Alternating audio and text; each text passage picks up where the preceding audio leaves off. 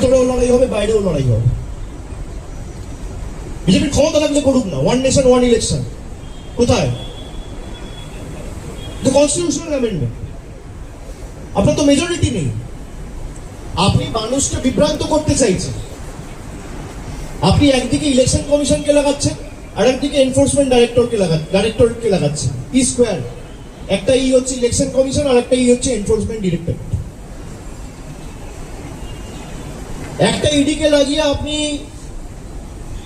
বিরোধী নেতাদের স্তব্ধ করতে চাইছেন, বিরোধী শূন্য করতে চাইছেন। আর একটা ইকে লাগিয়ে আপনি ভারতবর্ষের নাগরিকদের অধিকার ছিনিয়ে নিতে চাইছেন। আর যেই আপনি এসআইআর করতে ব্যর্থ হয়েছে, ঠিক সেই সময় দৃষ্টি ঘোরানোর জন্য হঠাৎ 10 ঘন্টার নোটিশে কনস্টিটিউশনাল অ্যামেন্ডমেন্ট নিয়ে এসছে। বিজেপির ক্ষমতা থাকলে পাস করুক না, আমি তো বাংলার মাটি থেকে চ্যালেঞ্জ করে বলছি। এটা ক্ষমতা নেই। বিজেপিতে যারা গেছে তাদের বিরুদ্ধে কোনো তদন্ত হয় না কেন? যাদের বিরুদ্ধে হাজার হাজার কোটি টাকার অভিযোগ, যাদেরকে টিভির পর্দায় টাকা নিতে দেখা গিয়েছে অন ক্যামেরা, তাদেরকে হাইকোর্ট প্রোটেকশন দিয়ে রেখেছে। কার কথায়? কি কুইট প্রো কো হয়েছে আমি তো জানতে চাই।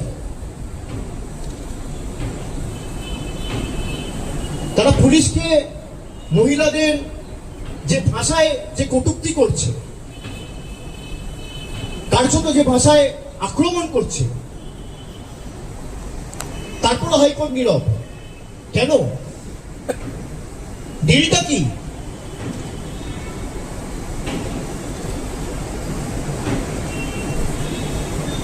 আমার জন্য আইন এক, আর সে বিজেপি করে বলে তার জন্য আইন আর এক। আমরা তো দেশের নাগরিক।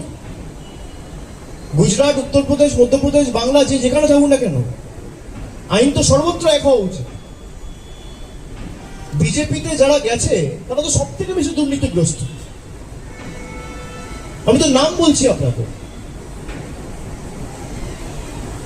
অজিত পাওয়ারের বিরুদ্ধে এই বিজেপি অভিযোগ করেন, এই হিমন্ত বিশ্ব শর্মার বিরুদ্ধে বিজেপি অভিযোগ করেন, এই অজিত পাওয়ারের বিরুদ্ধে করেন, ইয়েড্ডুরাপ্পার বিরুদ্ধে আপনারা অভিযোগ পাননি।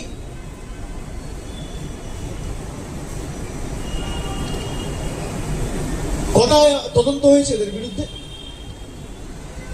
আর যারা এদের কাছে বশ্যতা স্বীকার করেনি তাদেরকে শিক্ষা দিতে, তাদেরকে